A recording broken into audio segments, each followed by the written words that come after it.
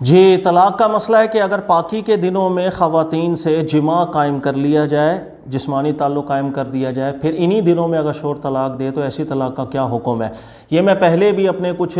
Clips کے اندر بیان کر چکا ہوں۔ طلاق دو طرح کی ہے، ایک طلاق جسے طلاق سنت کہا جاتا ہے، ایک طلاق ہے جسے طلاق بدعت کہا جاتا ہے۔ اور طلاق بدعت کی کتنی قسمیں ہیں وہ میں آپ کو بیان کر دیتا ہوں۔ شادی ہو گئی، رخصتی ہو گئی، بیوی جو ہے شوہر کے پاس رہتی ہے۔ اب طلاق بدعت نمبر 1 بنتی ہے اگر عورت کو شوہر نے غصے میں آیا، لڑائی جھگڑا ہوئی، طلاق دے دی، یہ بھی نہیں دیکھا اس کے کون سے دن چل رہے ہیں کون سے دن نہیں چل رہے، اگر خاتون ایام حیض میں ہوگی وہ طلاق بدعت کہلاتی ہے، گناہ گار، حرام، شوہر حرام کام کا مرتکب ہوگا۔ اور اگر اسلامی نظام حکومت قائم ہوگی تو اس شوہر کو جیل کی سزا بھی دی جا سکتی ہے، اس کو لٹا کر کوڑے بھی مارے جا سکتے ہیں۔ صحیح سند کے ساتھ حضرت عمر فاروق کے دور میں لوگوں نے طلاق کو جب مذاق بنانے لگ گئے، سب سے پہلا قانون ہی آپ نے یہ بنایا تھا کہ اگر کوئی شخص حالت حیض میں یا بدعت طلاق دے دیتا تو آپ سب سے پہلے کہتے کہ فتویٰ بعد میں لینا، پہلے اس کو لٹا کے کوڑے لگاؤ کہ اس کی ہمت کیسے ہوئی عورت کو تخت مشق بنانے کی، قرآن کے صریح حکم کے خلاف کھڑا ہونے کی۔ تو اگر عورت ناپاکی کے دنوں میں ہو، ان دنوں میں اگر شوہر رخصتی کے بعد طلاق دے گا تو یہ طلاق بدعت کہلاتی۔ دوسرا ذہن میں رکھیے گا، اگر عورت پاکی کے دنوں میں ہو، نماز روزے والے دنوں میں ہو، اور ان دنوں میں شوہر بیوی سے تعلق قائم کر چکا ہے اور اس تعلق قائم کرنے کے بعد حمل بھی ظاہر نہیں ہے ابھی،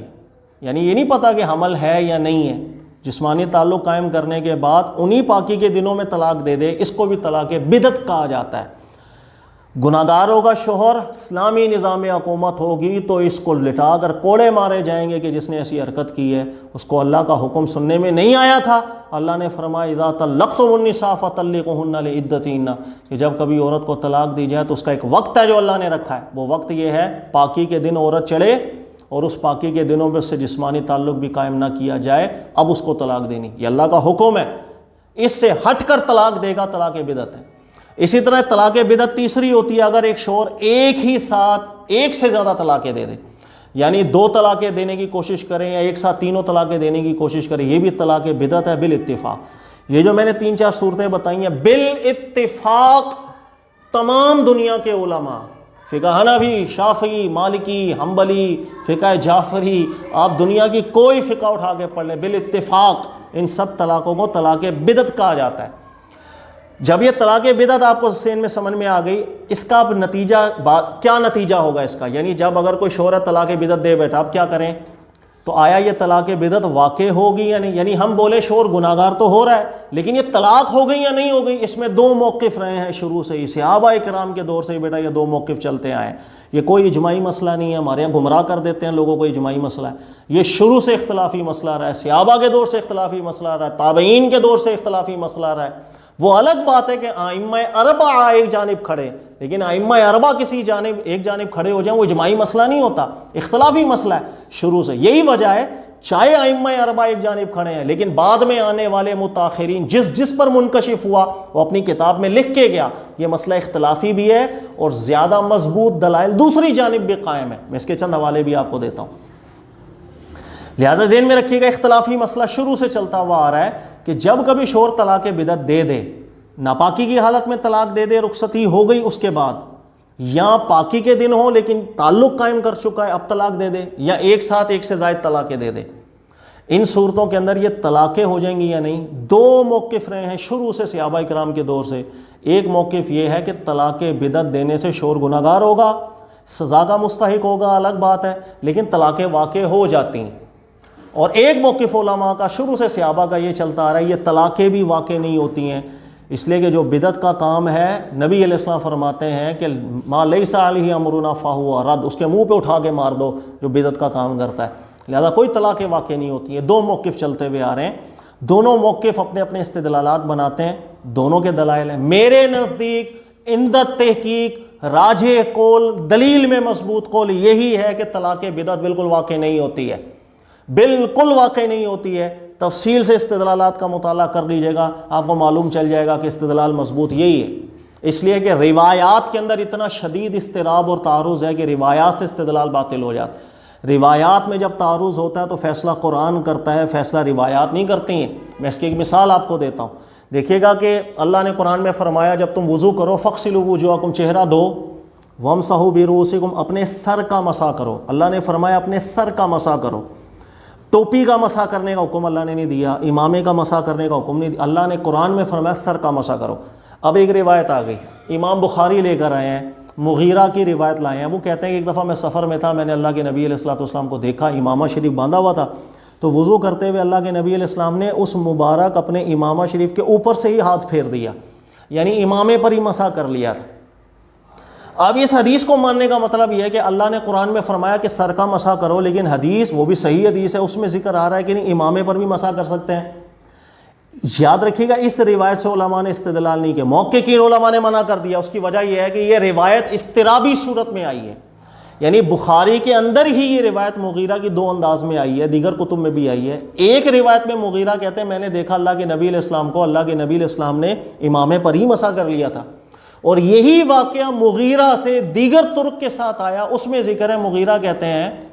کہ اللہ کے نبی صلی اللہ علیہ وسلم کو جب میں نے وضو کرتے دیکھا تھا تو سر پاک کا مسح کیا تھا، امامے کا تو نہیں کیا تھا۔ یعنی ایک ہی واقعے میں تعارض پیدا ہو گیا، اضطراب پیدا ہو گیا، اور جب کبھی اضطراب پیدا ہو جائے ایسی کچی چیزوں سے دین نہیں بنتا، قرآن فیصلہ کرتا ہے وامسحوا برؤوسکم، تو سر کا مسح کرو، کوئی ٹوپی امامے پہ مسح کرنے کی ضرورت نہیں ہے کہ متن میں اضطراب ہے۔ یہی وجہ ہے کہ طلاق کے معاملے کے اندر بھی یہ طلاق بدعت واقع ہوتی ہیں یا نہیں ہوتی ہیں، روایات میں اتنا شدید تعارض ہے آپ حل ہی نہیں کر سکتے، آپ کے پاس کوئی دلیل نہیں ہے، کوئی ایک حدیث اللہ کے نبی علیہ السلام کی کہ اللہ کے نبی علیہ السلام نے فرمایا طلاق بدعت واقع ہوگی، آپ جو حدیث اٹھائیں گے اگر کچھ روایت ہے وہ سب سندن روایت ثابت نہیں، کوئی صحیح روایت اس کے اندر نہیں۔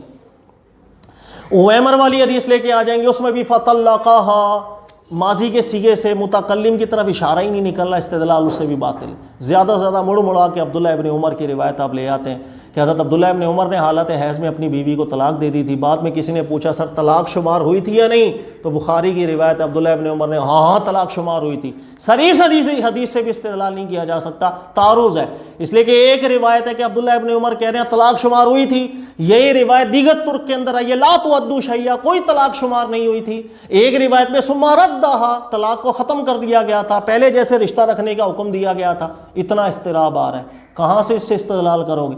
لہٰذا اگر آپ استدلالی جہت کے اندر دیکھیں گے تو طلاق بدعت واقع ہونے کی جتنی روایات ہیں سب میں اضطراب ہے، فیصلہ قرآن سے کیا جائے گا۔ قرآن پاک نے واضح بیان کیا طلقوہن لعدتہن، خلاص اللہ فرما رہے ہیں الطلاق مرتان، طلاق دو دفعہ دے سکتے ہیں آپ، فامساک بمعروف او تسریح باحسان، اور ہر ایک دفعہ کے بعد تمہیں دو چیزوں کا چانس ہے، یا اسے عدت کے اندر دوبارہ پیار سے اپنے پاس رکھ لو یا اس کی عدت پوری ہونے دو۔ طلاق دو دفعہ دے سکتے ہیں آپ، اور ایک مرتبہ دی اس کے بعد رجوع بھی کر سکتے ہو، دوسری دفعہ دی رجوع بھی کر سکتے ہو، تیسری دفعہ دی اب رجوع نہیں ہو سکتا۔ یعنی اللہ بیان کر رہے ہیں طلاق ایک دفعہ دو رجوع کر سکتے ہو، دوسری دفعہ دو پھر بھی کر سکتے ہو، تیسری دفعہ دو اب نہیں کر سکتے، اور آپ کہہ رہے ہیں نہیں، ایک شخص کھڑا ہو کے بولا تینوں دی، رجوع ہی نہیں مل رہا اس کو۔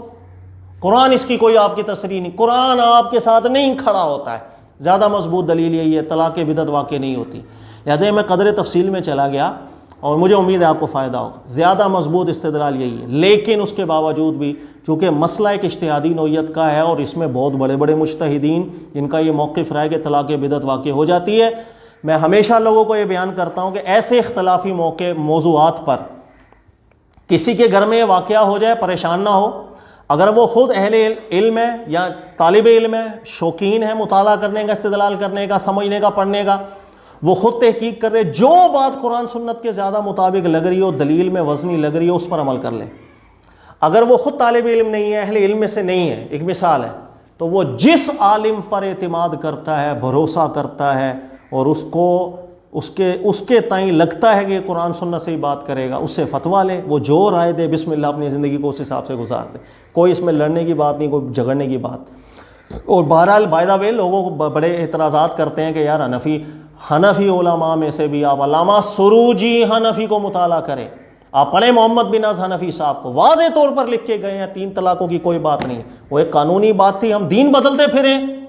تو فقہ حنفی کے کئی بڑے محققین ہیں، علامہ سروجی بھی، کئی لوگوں نے مجتہد مطلق لکھا ہے اس کو، اتنا بڑا درجہ ہے، انہوں نے کہا کہ جیسے ایک باقاعدہ مجتہد ہے وہ درجہ تھا اس کے علم کا، محمد بن حنفی کو بھی کئی علماء نے کیا کیا بڑے القابات سے نوازا ہے، ان کی بڑی استدلالات پر مہارت تھی. تو بڑے بڑے فقہ حنفی کے علماء بھی اسی جانب بعد میں چلے گئے. انہوں نے کہا دلیل یہی ملتی ہے، استدلال مضبوط اسی چیز کا ملتا ہے کہ طلاق بدعت واقع نہیں ہو.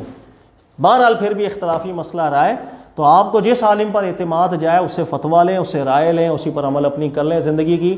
کوئی ایک دوسرے کو یہ نہ بولے تو غلط کر رہا ہے، تو زانی ہو رہا ہے، تو ایسا ہو رہا ہے. میں نے یہ بھی دیکھا ہے کئی لوگ ہیں ان کا اعتماد جاتا ہے یہاں پر اس جانب، اس دلیل کی جانب کے طلاق واقع نہیں ہو رہی، وہ کسی اہل علم سے فتویٰ بھی لے لیتے ہیں. اس کے بعد لوگ تانے دینا شروع کر دیتے ہیں کہ آپ تو حرام زندگی گزار رہے ہیں، آپ تو زنا کی زندگی گزار رہے ہیں. اللہ رب العزت آپ کو ہدایت عطا فرمائے اور آپ کی زبانوں کو اللہ تعالیٰ لگام بھی دے. ایسے مسائل کے اندر ایسے الفاظ استعمال نہیں کیے جاتے ہیں. یہ پہلے سے ہی اختلافی مسئلہ چلتا آ رہا ہے. آپ کیسے کسی کو زانی قرار دے سکتے ہیں جب وہ کسی عالم سے فتویٰ بھی لے رہا ہے؟ وہ فتویٰ بھی اس کے پاس موجود ہے، ذمہ داری اس عالم کی ہے. جاؤ اس سے پوچھو آپ جا کے وہ کس دلیل کی بنیاد پر یہ قول اختیار کر رہا ہے. زیادہ سے زیادہ اعتراض یہ آپ کے ذہن میں آئے گا کہ یار یہ چاروں ائمہ متفق ہیں، پھر ایسا کیوں؟ سب 50 مثالیں میں آپ کو دے دیتا ہوں کہ چاروں ائمہ کسی مسئلے پر متفق ہیں. آپ لوگ آج ہزاروں مسائل میں ان چاروں ائمہ کو ٹھکرا کر کے دیگر قولوں کے اوپر عمل کرتے ہیں. 50 مثالیں میں آپ کو دے سکتا ہوں. مثال نمبر 1، قبور کے اوپر بنا کی. جاؤ پڑھو امام ابو حنیفہ، امام شافعی، مالک، حنبل کو، چاروں مجتہدین کی نصوصات موجود ہیں. کسی قبر پر کوئی کمرہ نہیں بنایا جائے گا، کوئی گنبد نہیں بنایا جائے گا. آج آپ ہی جواز دیتے ہیں کہ نہیں اولیاء کی قبور کے اوپر مزار بنانے کی اجازت ہے. آپ لاؤ امام ابو حنیفہ کا قول دکھاؤ مجھے، امام شافعی کا دکھاؤ، مالک حنبل کا دکھاؤ. نہیں ملے گا، الٹا ملے گا. امام ابو حنیفہ کا ملے گا، وہ کہتے تھے گرانا واجب ہے. امام شافعی کا پڑھو گے وہ بھی کہیں گے گرانا واجب ہے. امام مالک اور حنبل کا بھی ملے گا، وہ یہی کہیں گے بنانا حرام، گرانا واجب ہے. ہمارا جہاں دل کرے گا ہم چاروں مسالک سے نکل کے فتوے دیتے پھریں گے،